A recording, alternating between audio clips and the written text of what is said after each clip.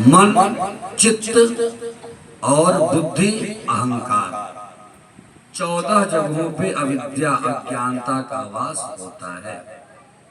और जब इस जीव का जब ब्रह्म से संबंध होता है तो ब्रह्म इन 14 जगहों की अविद्याओं का समन कर देते हैं।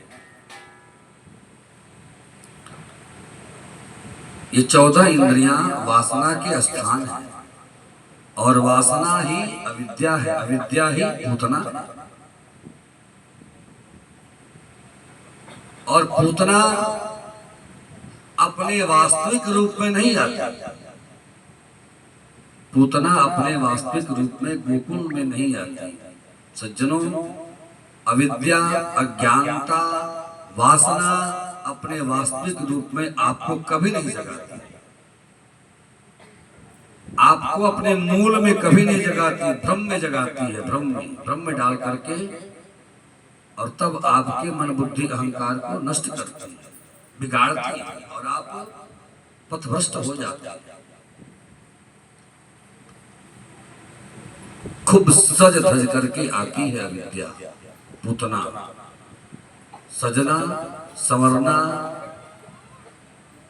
जीव को न संवारना, अपने जीवन को न संवारना, केवल अपने तन को संवारना ही अविद्या है। यही अविद्या है। तन को सजाएं, अच्छी बात है, प्रभु का दिया प्रसाद है, इसे जैसे हो सके सजाएं, लेकिन साथ साथ मन को भी सजाएं।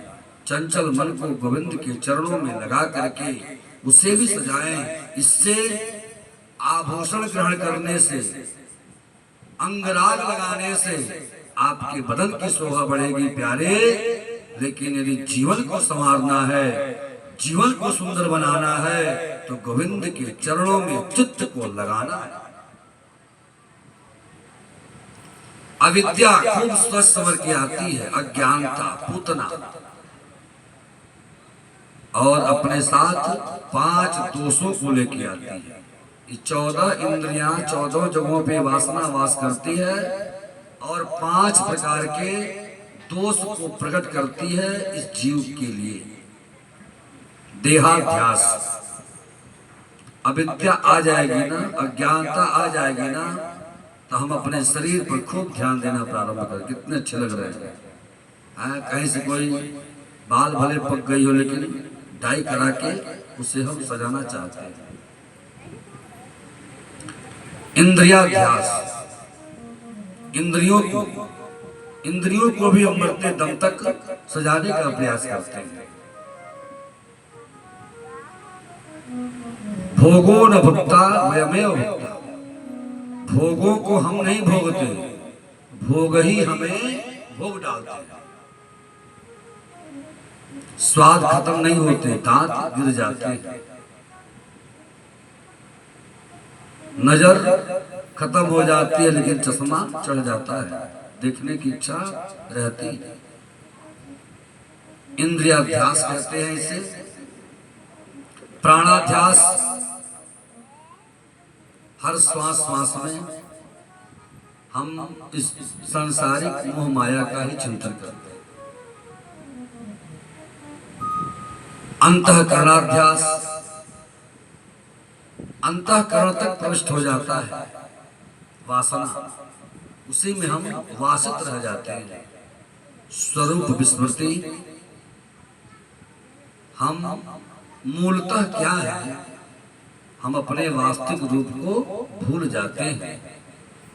ये 5 दोष इस जीव के ऊपर हावी हो जाएं तो समझ लीजिएगा अविद्या अर्थात पूतना का पूरा प्रभाव हो चुका है। और इन दोषों को समन करने के लिए किसी एम्स में इलाज नहीं है, देवरिया मेडिकल कॉलेज में इसका इलाज नहीं मिलेगा प्यारे। इसका इलाज तो सिर्फ और सिर्फ गोविंद के चरणों में। बोलो भक्तवत्सल भगवान की जय। पहले पूतना ही क्यों आई? कंस के यहाँ अनेक बड़े बड़े सूरवीर थे, पहले पूतना ही क्यों आई? सज्जनों, जब ब्रह्म का जब प्राकट्य होता है तो सबसे पहले अविद्या का नाश होता है और अविद्या ही पूतना है। पूतना पहुंची है और इधर जसोदा मैया के यहाँ तो ब्रज ज्योतियों का तांता लगा हुआ है। ये पूतना राजा बलि की बेटी है, रत्नमाला।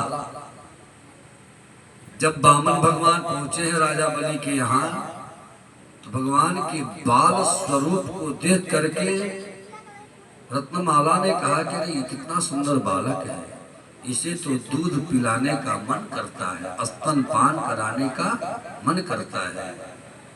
भगवान ने कहा चल तुम्हारी ये मर्जी मैं पूरा करूंगा।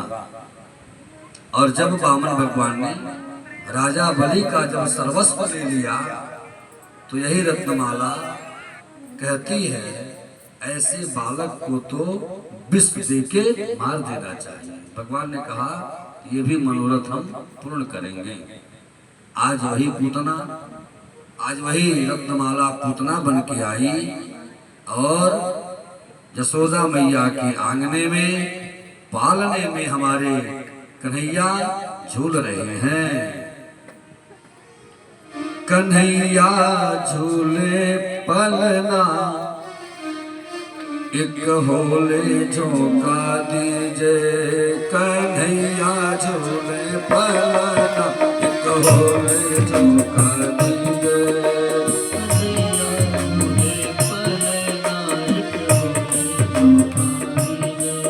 मेरो लल्ला झूले पलना एक होले झोंका